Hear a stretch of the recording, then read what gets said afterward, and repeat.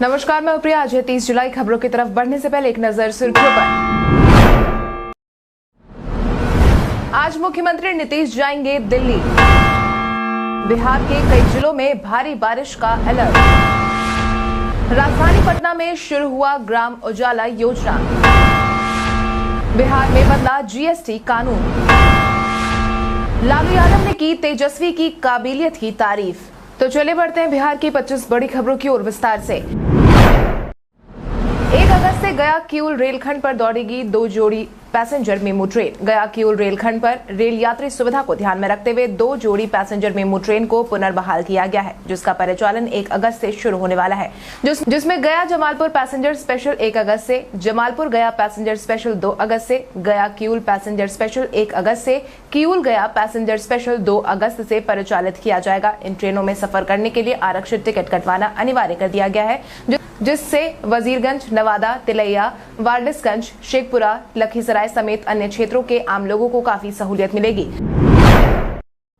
सरकार ने राजस्व के नुकसान की बात को स्वीकारा। बीते दिन कैग की रिपोर्ट में बड़ा खुलासा हुआ है, जिसके तहत रिपोर्ट ने सरकार की पोल भी खोल दी है। ज्ञात हो, बीते दिन कैग की तरफ से जारी किए गए रिपोर्ट में साल 2018 से फरवरी 2020 तक में 629 मामलों का खुलासा किया गया है, जिसमें सरकार को 3658.11 करोड़ राजस्व का नुकसान हुआ है। वहीं कैग की इस रिपोर्ट की पुष्टि तब हुई जब सरकार ने भी कैग की तरफ से जारी किए गए रिपोर्ट का समर्थन करते हुए नुकसान की बात को स्वीकार कर लिया। आपकी जानकारी के लिए आपको बता दें कि 31 मार्च 2019 तक बिक्री व्यापार पर कर, माल एवं यात्रियों पर कर, विद्युत पर कर एवं शुल्क, वाहनों पर कर, वस्तु एवं सेवा पर अन्य कर एवं शुल्क, भू राजस्व, राज्य उत्पाद, मुद्रांक शुल्क एवं निबंधन फीस तथा अल्लाह खान एवं धातु कर्म उद्योग पर राजस्व के बकाये में 4107.32 करोड़ थे, जिसमें से 521.07 करोड़ 5 वर्षों से अधिक समय से लंबित थे।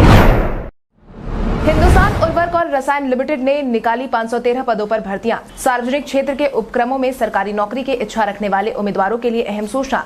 भारत सरकार की महारत्न कंपनियों Coal India Limited, NTPC Limited, Indian Oil Corporation Limited द्वारा सर्वाधिक और Fertilizer Corporation of India Limited और हिंदुस्तान फर्टिलाइजर कॉर्पोरेशन लिमिटेड के संयुक्त उपक्रम हिंदुस्तान उर्वरक और रसायन लिमिटेड द्वारा 513 नॉन एग्जीक्यूटिव पदों पर भर्ती की जानी है। आवेदन के इच्छुक और योग्य उम्मीदवार हिंदुस्तान उर्वरक एवं रसायन लिमिटेड की आधिकारिक वेबसाइट HURL.NET.IN पर उपलब्ध कराए जाने वाले ऑनलाइन एप्लीकेशन फॉर्म के माध्यम से आवेदन कर पाएंगे। ध्यान रहे, आवेदन प्रक्रिया जल्द ही शुरू की जाएगी।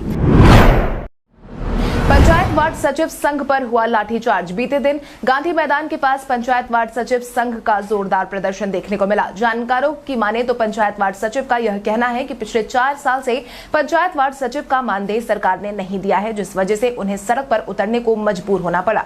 जिसके बाद क्या था, उम्मीदवारों ने अपनी मांग को लेकर विधानसभा मार्च निकालने की कोशिश की। हालांकि पुलिस प्रशासन ने सभी को रास्ते में ही रोकने की कोशिश की, लेकिन संघ के लोग नहीं माने। जिसके बाद क्या था, प्रदर्शनकारी और पुलिस के बीच में झड़प पड़ गई। फिर पुलिस ने उन पर लाठीचार्ज किया। हालात अनियंत्रित होता देखकर पुलिस ने वाटर कैनन का भी इस्तेमाल किया। वाटर कैनन के इस्तेमाल से प्रदर्शनकारी पीछे हटने लगे। इसमें कईयों को चोट भी आई है। महुआ मोइत्रा के बिहारी गुंडे वाले बयान पर नितिन नवीन ने तेजस्वी से मांगा जवाब। टीएमसी सांसद महुआ मोइत्रा के द्वारा आईटी कमेटी की मीटिंग में बिहारी गुंडे शब्द का इस्तेमाल किया गया, जिसके बाद क्या था, बिहार विधानसभा में ही बवाल शुरू हो गया।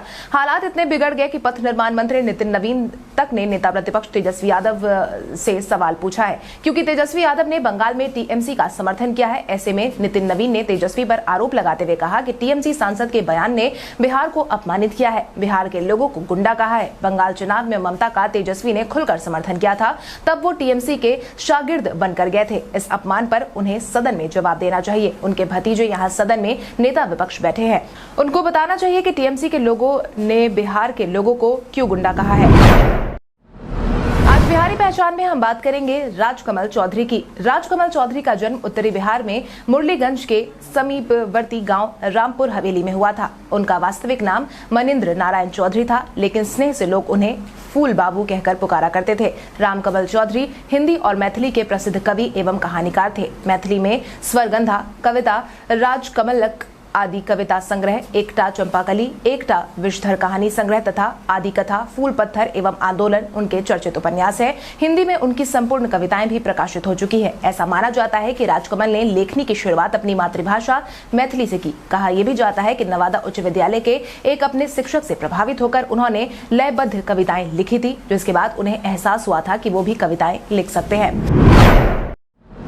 बिहार के कई जिलों में भारी बारिश के अलर्ट। बिहार में बीते 3 हफ्तों के रिकॉर्ड को देखें तो मानसून काफी कमजोर नजर आ रहा था। हालांकि कई इलाकों में बीते 2-3 दिनों से बारिश दर्ज की जा रही है। इन सबके बीच मौसम विभाग ने बड़ी अपडेट साझा की है, जिसके तहत मौसम वैज्ञानिकों ने बिहार में बहुत भारी बारिश की चेतावनी जारी की है। 30 और 31 जुलाई को गया, नवादा, औरंगाबाद, कैमूर, रोहतास, नालंदा, भोजपुर, पटना, नालंदा, जहानाबाद, अरवल, भोजपुर, वैशाली, भागलपुर, बांका, जमुई, मुंगेर, लखीसराय और शेखपुरा में बारिश को लेकर चेतावनी जारी की गई है। हालांकि राज्य सरकार मौसम विभाग की तरफ से मिली जानकारी के बाद अलर्ट मोड में नजर आ रही है। आपदा प्रबंधन विभाग ने सभी जिलों को अलर्ट मैसेज जारी कर दिया है। इतना ही नहीं, इस दौरान आपदा प्रबंधन विभाग ने सभी लोगों से घर पर रहने की अपील की है। खासकर जिन इलाकों में बारिश हो रही है, उन इलाकों में रहने वाले लोगों को खासतौर से बारिश के दौरान घर से बाहर नहीं निकलने की नसीहत दी गई है।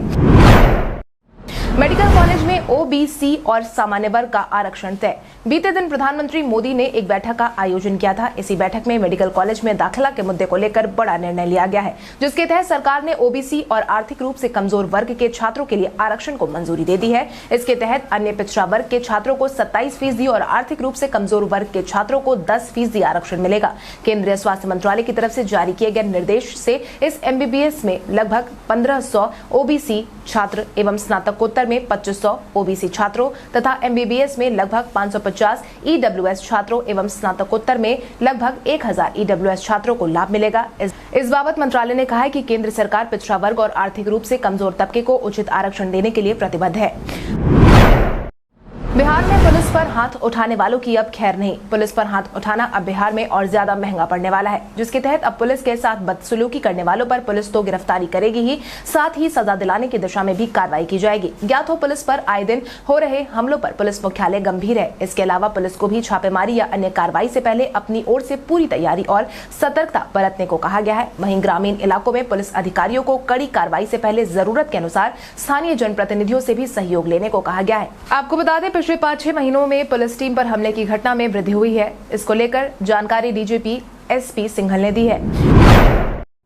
राजधानी पटना में शुरू हुआ ग्राम उजाला योजना। पटना वासियों के लिए खुशखबरी। केंद्र सरकार की ग्राम उजाला योजना की शुरुआत बीते दिन से पटना वासियों के लिए हो गई है, जिसके तहत पटना वासियों को अब महज 10 रुपए में LED बल्ब मिलने वाली है। इतना ही नहीं, इस योजना के तहत दिए जा रहे बल्ब के साथ ही पटना वासियों को 3 साल की गारंटी भी दी जा रही है। हालांकि वर्तमान समय में इस योजना की शुरुआत केवल पटना के नौबतपुर, बिहटा और बख्तियारपुर में की गई है। ज्ञात हो, इससे पहले राज्य के भोजपुर, बक्सर, भभुआ, सासाराम, बांका जिले में इस योजना को शुरू किया गया था, जिसके बाद अब जाकर राजधानी पटना में भी इसकी शुरुआत हो गई है। जानकारों की माने तो फिलहाल जिले में 10 लाख बल्ब वितरित करने का प्राथमिक लक्ष्य रखा गया है। बिहार के डाकघरों में मिलेगा राखी स्पेशल लिफाफा। अगले महीने राखी का त्योहार है। हालांकि बिहार में राखी की धूम सोमवार से ही शुरू होने वाली है। डाक विभाग ने रक्षाबंधन के पहले देश विदेश तक राखी पहुंचाने की योजना तैयार की है, क्योंकि बिहार में सोमवार से ही वाटरप्रूफ स्पेशल राखी का लिफाफा मिलना शुरू हो जाएगा, जिसके तहत ही इस बार डाक विभाग ने सुरक्षित राखी पहुँचाने की व्यवस्था की है। डाक विभाग ने एक लिफाफे की कीमत 10 रुपए रखी है। राखी भेजने पर डाक टिकट अलग से लगाना पड़ेगा। डाक विभाग ने इस बार विदेश भी राखी वक्त पर पहुंचाने की पुख्ता व्यवस्था की है। मुख्यमंत्री से जल्द ही मुलाकात करेंगे तेजस्वी यादव। नेता प्रतिपक्ष तेजस्वी यादव इन दिनों विधानसभा के मानसून सत्र में जातीय जनगणना का मुद्दा जोर शोर से उठा रहे हैं। वहीं इसी बीच अब इस मुद्दे को लेकर तेजस्वी जल्द ही मुख्यमंत्री नीतीश कुमार से भी मुलाकात करने वाले हैं। इस बाबत तेजस्वी यादव ने कहा है कि आज मैंने बिहार विधानसभा में कार्यस्थगन प्रस्ताव लाने का काम किया है, लेकिन कार्यस्थगन अस्वीकृत कर दिया गया है। सब लोग जानते हैं कि जातीय जनगणना को लेकर हम लोग की मांग रही है। इस पर विधानसभा में 2 बार सर्वसम्मति से पास भी इसे किया गया है, फिर भी सरकार कुछ नहीं कर रही है। इसी मुद्दे को लेकर नेता प्रतिपक्ष तेजस्वी यादव मुख्यमंत्री से मुलाकात करने वाले हैं, जहां वो उनसे मुलाकात करके उन्हें केंद्र के सामने जातीय जनगणना के मुद्दे को उठाने की मांग करेंगे। पेट्रोल डीजल पर टैक्स घटाने से सरकार ने किया इनकार। बढ़ती महंगाई का मुद्दा बीते दिन सदन में एक बार फिर से उठा। इस मुद्दे के साथ साथ बिहार में पेट्रोल डीजल के बढ़ते दाम को भी कांग्रेस ने खूब उठाया, जिस पर ही कांग्रेस नेता प्रेमचंद मिश्रा ने महंगाई को लेकर सवाल किया, जिसके जवाब में सरकार ने पेट्रोल डीजल के बढ़ते दाम को कम करने से इनकार कर दिया। सरकार की तरफ से जवाब दिया गया कि पेट्रोल और डीजल की कीमतें वैश्विक बाजार में कच्चे तेल की कीमतों से नियंत्रित होती है और अंतर्राष्ट्रीय बाजार में कच्चे तेल की कीमतों में लगातार वृद्धि हो रही है। ऐसी स्थिति में राज्य सरकार के टैक्स में कटौती किए जाने से डीजल और पेट्रोल की कीमतों में मामूली कमी अवश्य होगी, लेकिन जनता को इससे कोई अधिक फायदा नहीं होगा।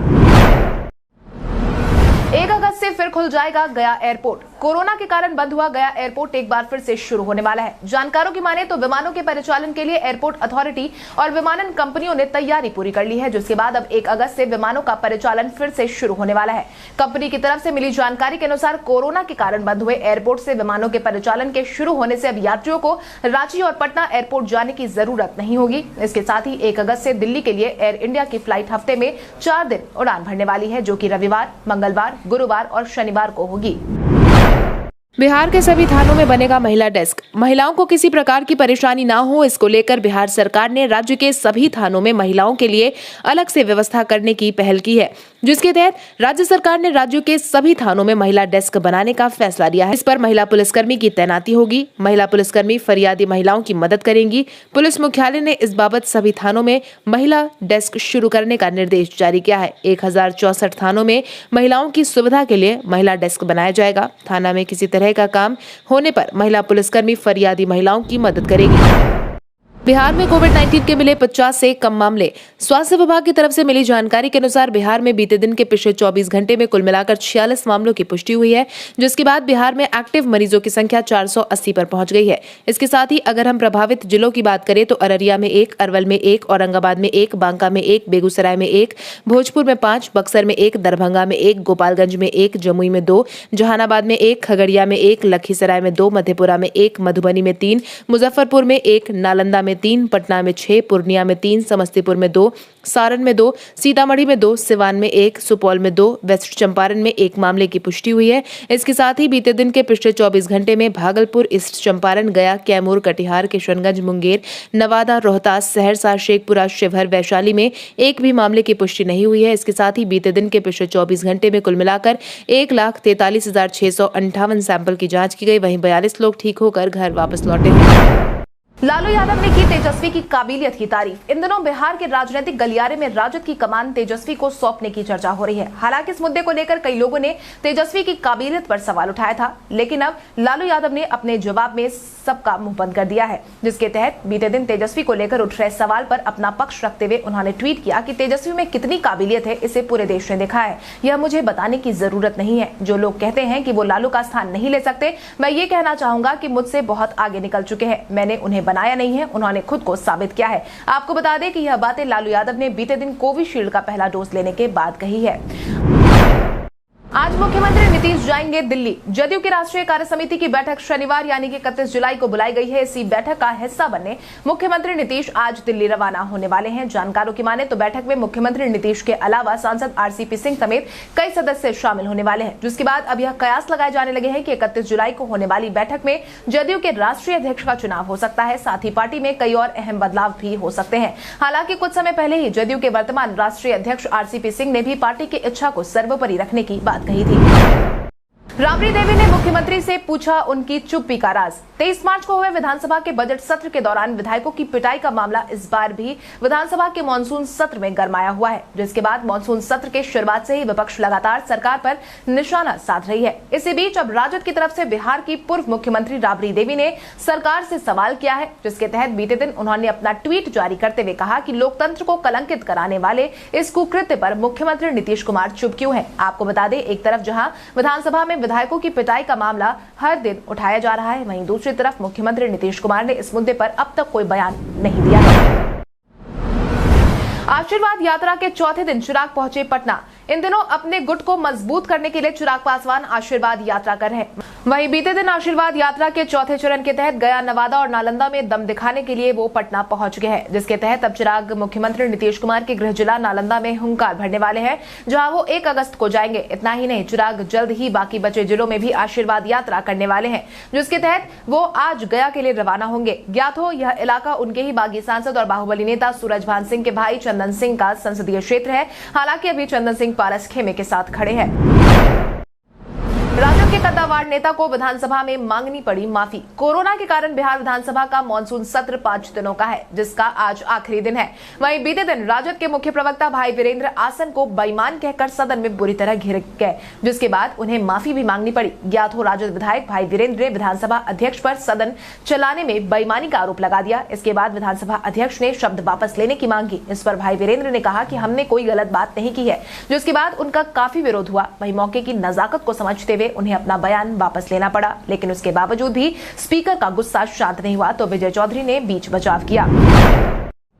भारत में जल्द ही आ रही है डिजिटल करेंसी। अब तक आपने डिजिटल कागजात के बारे में सुना होगा, लेकिन अब आपको जल्द ही डिजिटल करेंसी भी देखने को मिलने वाली है। मिली जानकारी के अनुसार आरबीआई जल्द ही चरणबद्ध तरीके से central bank digital currency launch करने वाला है। यह करेंसी रिटेल और होलसेल 2 तरीके से उपलब्ध होगी। रिटेल डिजिटल करेंसी का उपयोग आम जनता और कंपनी आसानी से करेंगे, वहीं होलसेल डिजिटल करेंसी वित्तीय संस्थाओं के लिए होगी। आरबीआई की माने तो भारत दुनिया की बड़ी अर्थव्यवस्था वाला देश है। वैश्विक बाजार में लेन देन के लिए भारत को भी डिजिटल करेंसी का रुख करना होगा। आपको यह भी बता दें कि अब तक चीन और दक्षिण कोरिया समेत 14 देशों ने सेंट्रल बैंक डिजिटल करेंसी का परीक्षण कर लिया है। भारत के इतिहास में आज की तारीख कई कारणों से दर्ज। साइना नेहवाल को 2010 में राजीव गांधी खेल रत्न तथा सुनील छेत्री को फुटबॉल के लिए, झूलन गोस्वामी को क्रिकेट के लिए, राजीव तोमर को कुश्ती के लिए, संदीप सिंह को हॉकी के लिए और 15 खिलाड़ियों को 29 अगस्त को अर्जुन पुरस्कार प्रदान करने की घोषणा की गई थी। पश्चिम कांगो में 2010 में स्थित बाडूडू प्रांत में बहने वाली कांगो नदी की शाखा कसाई नदी में एक नौका दुर्घटना में 140 से अधिक लोग डूब गए थे। भारत में पावर ग्रिड की बड़ी खराबी के कारण 2012 में 30 करोड़ लोगों को बिना बिजली के रहना पड़ा था। आंध्र प्रदेश में 2012 को एक रेलगाड़ी में आग लग जाने से 32 लोगों की जान गई थी। भारत की प्रसिद्ध महिला चिकित्सक, समाजवादी कार्यकर्ता और पद्म भूषण सम्मानित मुत्तु मित्तल रेड्डी का जन्म 1886 में आज ही के दिन हुआ था। 18वीं शताब्दी के प्रसिद्ध अंग्रेजी कवियों में से एक थॉमस ग्रे का निधन 1771 में आज ही के दिन हुआ था। व्हाट्सएप को टक्कर देने के लिए भारत में लॉन्च हुआ स्वदेशी ऐप। केंद्र सरकार ने व्हाट्सएप को टक्कर देने के लिए एक स्वदेशी ऐप को रोल कर दिया है, जिसका नाम सैंड्स ऐप है। हालांकि केंद्र सरकार ने अभी इस एप्लीकेशन को सिर्फ सरकारी कर्मचारी और उन एजेंसीज के बीच जारी करने के लिए कहा है जो सरकार से जुड़े हुए हैं। जानकारों की माने तो व्हाट्सएप की तरह नए एनआईसी प्लेटफॉर्म को यूज करना किसी भी व्यक्ति के मोबाइल नंबर या ईमेल के साथ सभी प्रकार के कम्युनिकेशन के लिए किया जा सकता है। ज्ञात हो, स्वदेशी मैसेजिंग ऐप विकसित करने का विचार मोदी सरकार को पहले कार्यकाल के दौरान ही आया था, जबकि इस पर वास्तविक काम साल 2020 के शुरुआत में शुरू हुआ था।